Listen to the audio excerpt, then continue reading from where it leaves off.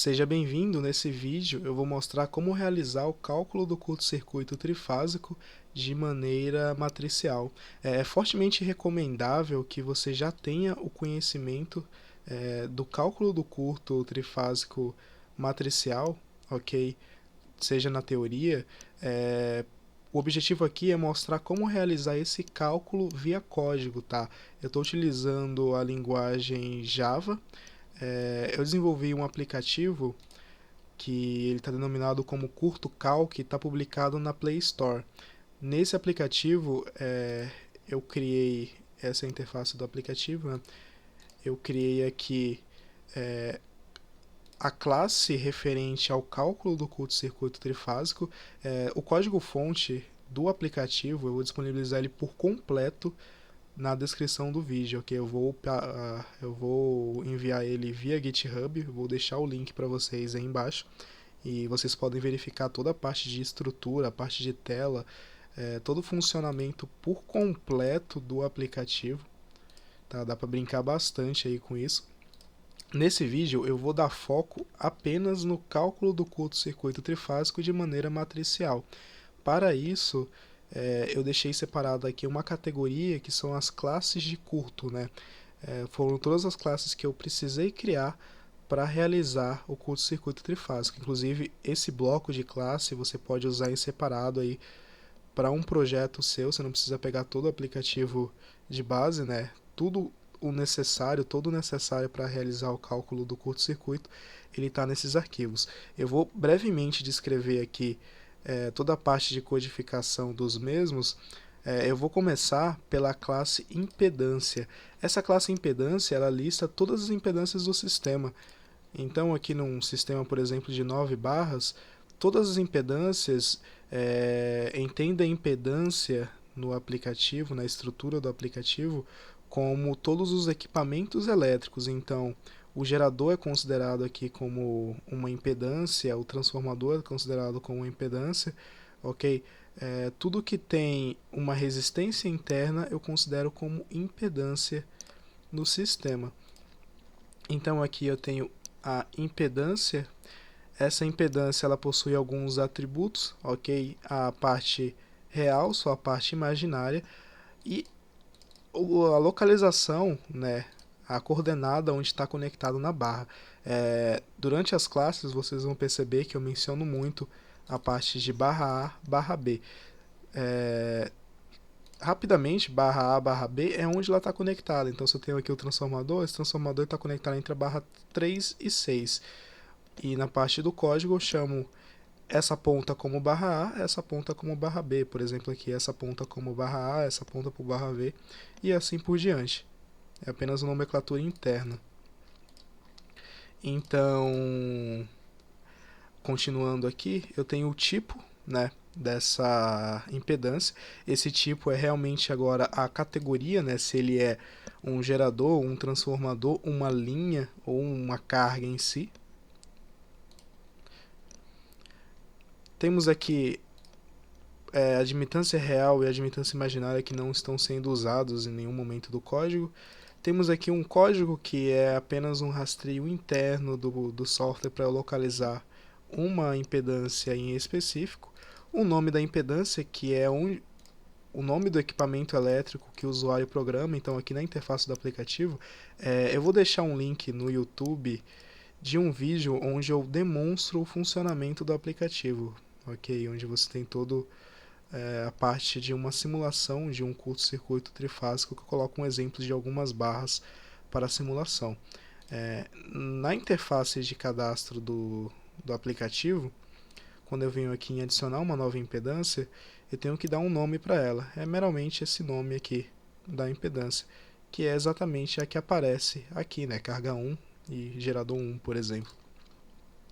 Tenho aqui a tensão do gerador.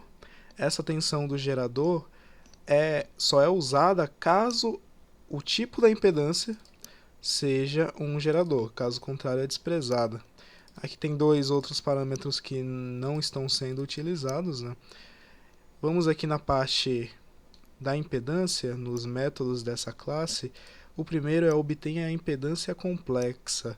Então, quando eu declaro uma impedância, aqui no get impedância complexa, ele meramente te faz uma proteção inicialmente aqui. Caso o usuário programe zero na impedância, eu coloco um valor tendendo a zero, né, respeitando o limite da variável que eu estou utilizando. Eu crio uma variável do tipo complex. Essa variável do tipo complex, ela é de uma biblioteca que eu estou utilizando, muito boa por sinal, que é essa biblioteca aqui, tá? Que ela realiza todos os cálculos matriciais de números complexos. É muito interessante essa biblioteca, ela tem muito recurso. Eu também vou deixar o link para vocês consultarem na descrição do vídeo. Ela realmente salvou minha vida, essa biblioteca. Então eu crio aqui um complexo de uma impedância complexa, né? Essa impedância complexa eu seto a parte real e seto só a parte imaginária, que é os campos que o usuário programa na interface de cadastro da impedância, né? A parte real e a parte imaginária. O get admitância complexa. O get admitância complexa, ele inverte o valor da impedância, né? Ele divide a impedância, ele pega 1 dividido pelo valor da impedância para dar como a admitância, né? Então, eu crio um novo complexo, seto real, seto imaginário e inverto esse valor complexo, obtendo assim a admitância complexa, retornando aí na função. Aqui eu tenho uma função que nem está sendo utilizada no programa, mas ele basicamente ele te dá a admitância imaginária, apenas a parte imaginária, não o número complexo por completo. Tem mais uma outra função que não está sendo utilizada, que é a admitância real. Ali no programa, na estrutura do programa, eu optei por o get, ele já te dá a impedância complexa por completo, sem ser separado parte imaginária e parte real, né? Aqui os getters e setters da classe, tá? Simplificando, essa é a classe impedância. Essa classe impedância ela é utilizada na classe RAID, que é a principal que eu já vou mostrar. Rapidamente aqui eu vou passar pelas geradores. As geradores ela não tem muita coisa. Basicamente nas geradores ela tem aqui o nome do gerador, a barra que o gerador está conectada, a tensão do gerador e a corrente de contribuição do gerador, que é calculada ao final da simulação, né? E os getters e setters referentes a essa classe. Agora vamos à classe principal. Aqui eu tenho mais uma outra classe, duas outras classes na verdade. Uma é a polar conversor, que ela apenas faz a conversão de polar para retangular, retangular para polar. E a outra é verifica impedâncias. É uma série de verificações que ele faz no aplicativo para verificar que caso o usuário programe alguma coisa errada, e ser informado, né? Agora vamos para a principal, que é a classe rede. Essa classe rede ela herda de impedância. Nessa classe rede eu tenho algumas variáveis utilizadas, a parte de tensão e impedância e as matrizes em si. E aqui eu separei já o resultado da classe. Quando você declara essa classe, quando você cria um objeto dessa classe, no próprio construtor dela você entra com um list da classe impedância, né?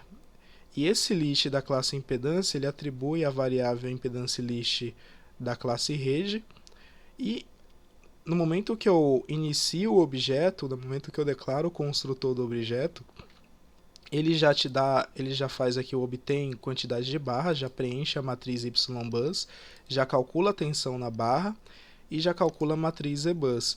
Então, no momento que você declara o objeto, já coloca seu construtor, ele já calcula o curto instantaneamente, né? Então, eu vou passar aqui por cada função para chegar no cálculo final. O primeiro deles é o obtém quantidade de barras. O obtém quantidade de barras, meramente, ele te dá a quantidade de barras do sistema. Ele faz isso num laço for com base na quantidade de itens do list, né? Que é o impedance list que eu mando no construtor, né? Esse impedance list que é a lista, realmente a lista de todas as impedâncias. Então, aqui, por exemplo, para esse exemplo, né, seria a somatória de todas as impedâncias do sistema. Né, eu colocaria isso num list de impedância. Esse list de impedância eu jogaria aqui para o construtor da classe rede, e aí no obtém quantidade de barras, ele apenas verifica a quantidade de itens no list de impedâncias, e ele verifica no barra A e barra B qual que é o maior valor programado pelo usuário. Por exemplo, aqui, se eu cadastrar uma nova impedância e eu falar que ela está conectada, por exemplo, aqui o transformador ele está entre a barra 14 e barra 15, se a barra 15 for o maior valor do sistema, ele considera que o sistema possui 15 barras. Então, ele faz esse cálculo. Próximo passo aqui, esse get quantidade de geradores nem está sendo utilizado, né? O próximo passo é preenche matriz YBus.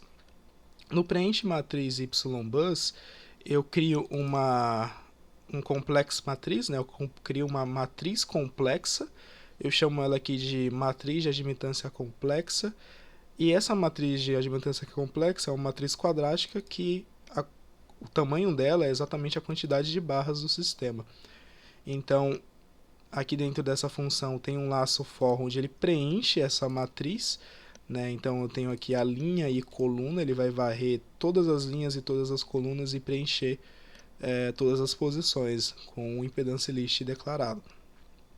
Então, dentro do laço for, eu crio um número complexo, seto o seu real e imaginário inicialmente como 0, e dentro desse for de linha e coluna tem um for que ele varre o impedance list para cada posição da matriz. Então, posição 00, ele vai varrer todo o list de impedância para achar todas as impedâncias que são associadas à posição 00 da matriz. Caso ele encontre, ele vai atribuindo nessa posição 00. Quando termina, ele vai agora para a posição linha 0, coluna 1 da matriz, ele varre novamente a impedância list, atribui a tudo nessa posição, vai para a próxima posição da matriz, linha 0, coluna 3 e assim por diante, né? Até preencher por completo toda a matriz. Então aqui dentro desse for com o tamanho da impedância list, eu crio uma admitância complexa. Essa admitância complexa, eu uso o método getAdmitânciaComplexa no meu impedance list. Aqui eu tenho um tipo, a barra A e a barra B, né? Eu obtenho esses três parâmetros aqui. Aqui o AUXLinha, como as barras eu não começo como barra 0, né? Na programação do usuário ele não programa barra 0, não existe, ele sempre começa como barra 1 até a barra N, né? Então eu sempre atribuo um 1 aqui, já que a posição da matriz ela começa com um 0, né? Aqui ele varre as barras para verificar se a barra está conectada, se essa barra está referente à posição da matriz que eu estou verificando atualmente. Então, se eu começar a simulação agora, por exemplo, eu estou simulando aqui a linha 0, coluna 0. Então eu vou verificar se tem alguma barra do meu impedance list que está conectado na linha 0, coluna 0. Caso ele não esteja, ele não atribui nada. Aqui, nesse próximo passo, depois que ele encerra o for, ele compara se a linha é igual à coluna. Caso a linha seja igual à coluna, ele atribui na matriz de admitância complexa o valor do número complexo que foi calculado aqui em cima, né, que foi atribuído aqui em cima. Caso a linha não seja igual à coluna, ele atribui também no valor da matriz de admitância complexa, porém negativo. Por que isso, né? Quando a linha é igual à coluna, significa que eu estou na diagonal principal.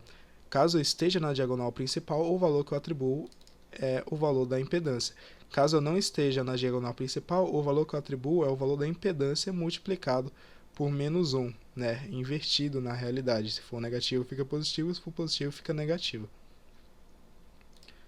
Próximo passo, né? Eu atribuo agora a matriz de admitância complexa, né, na matriz que eu tinha criado auxiliar aqui.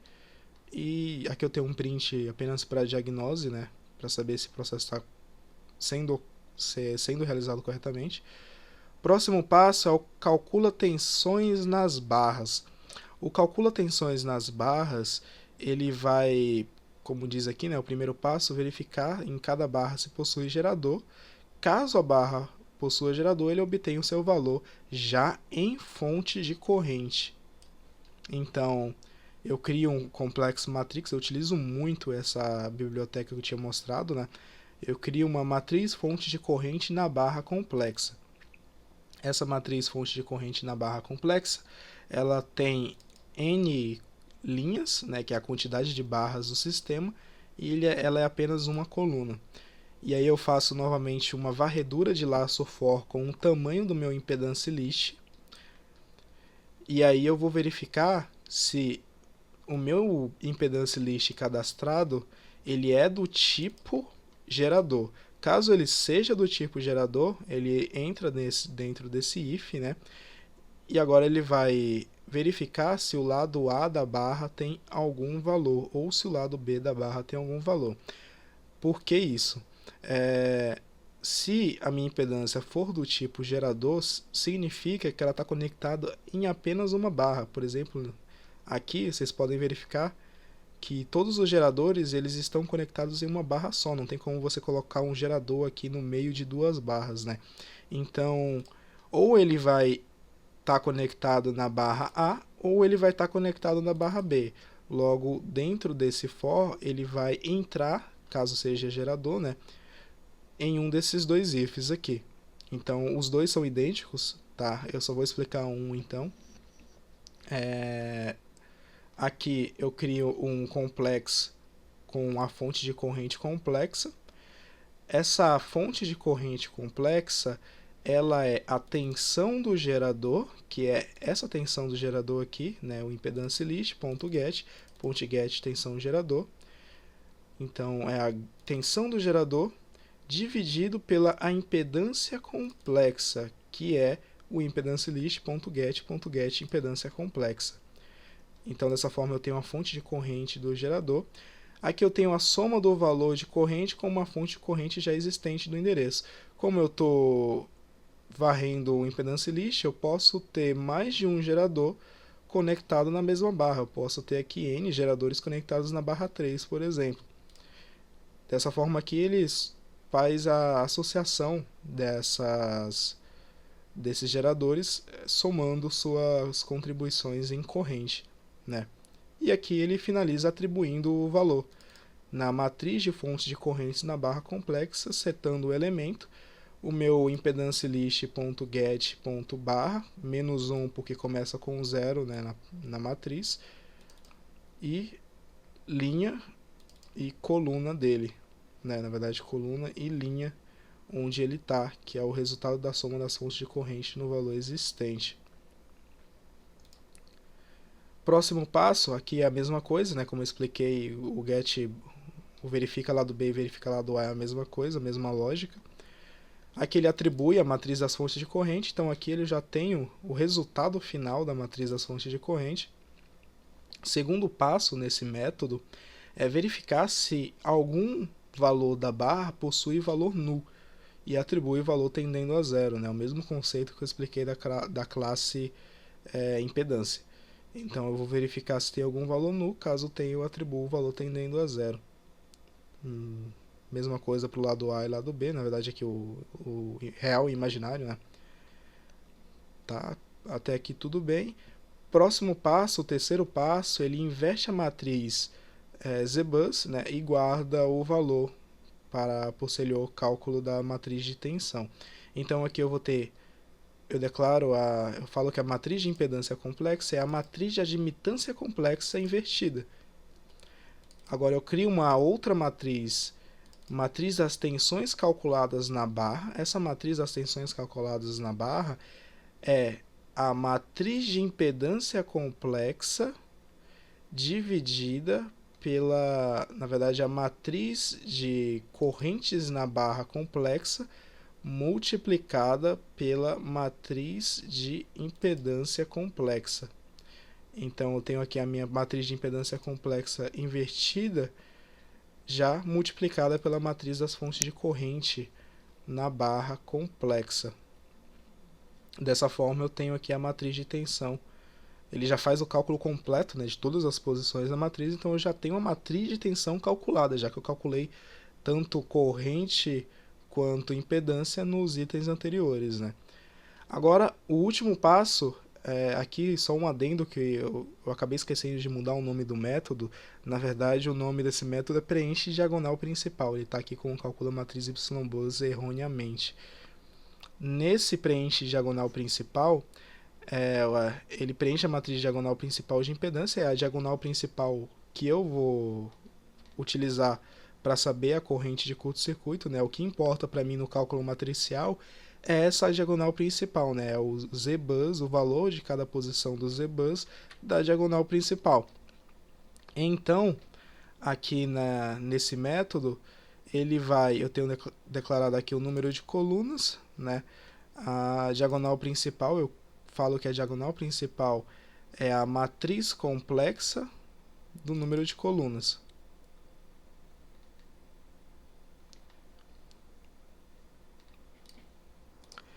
E aí eu faço um laço for do número de colunas e atribuo na diagonal principal a matriz de impedância completa na sua posição xx aqui, né? Referente à diagonal principal para cada linha da coluna. Então, basicamente, esse método só preenche a matriz, a diagonal principal, né? Próximo passo, calcula curto da barra. Esse é o método de finalização, é o que realmente calcula o curto nas barras, né? Como eu já tenho a matriz das correntes calculadas nas barras, né? Na verdade aqui eu estou criando a matriz, né?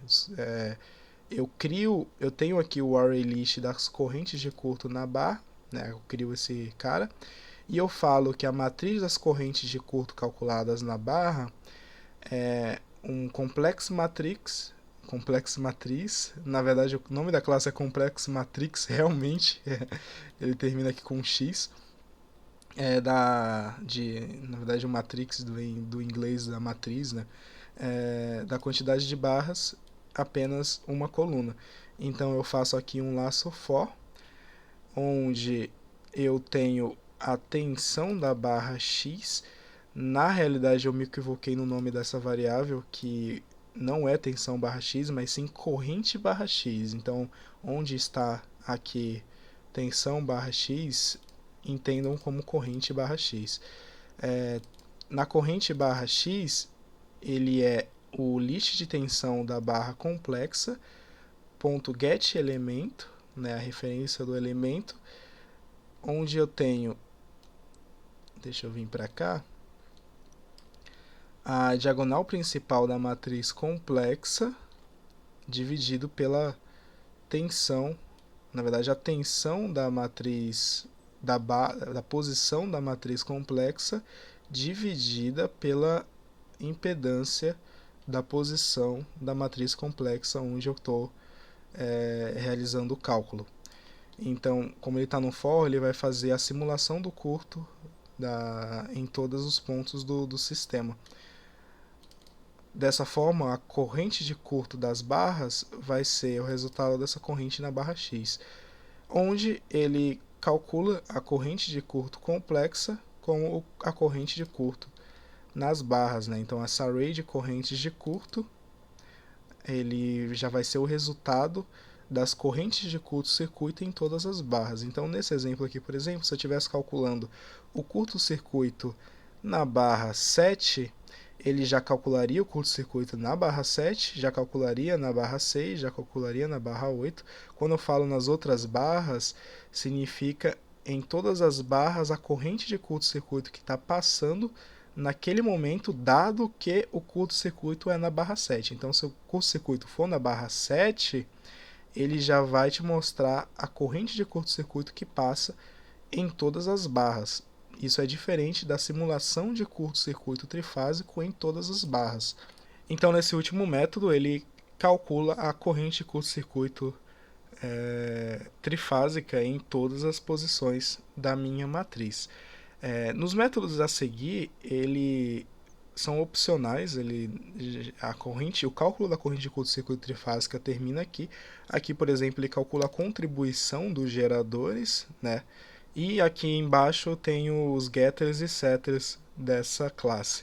Então, basicamente é isso, pessoal. Eu vou deixar o fonte desse software na descrição do vídeo, né? Eu vou upar, como eu falei no começo do vídeo, no GitHub. Qualquer dúvida que vocês tiverem a respeito do funcionamento desse aplicativo, podem entrar em contato comigo. Vou deixar também na descrição do vídeo o meu e-mail e redes sociais para contato. No mais é isso. Fico por aqui. Muito obrigado a todos e até mais.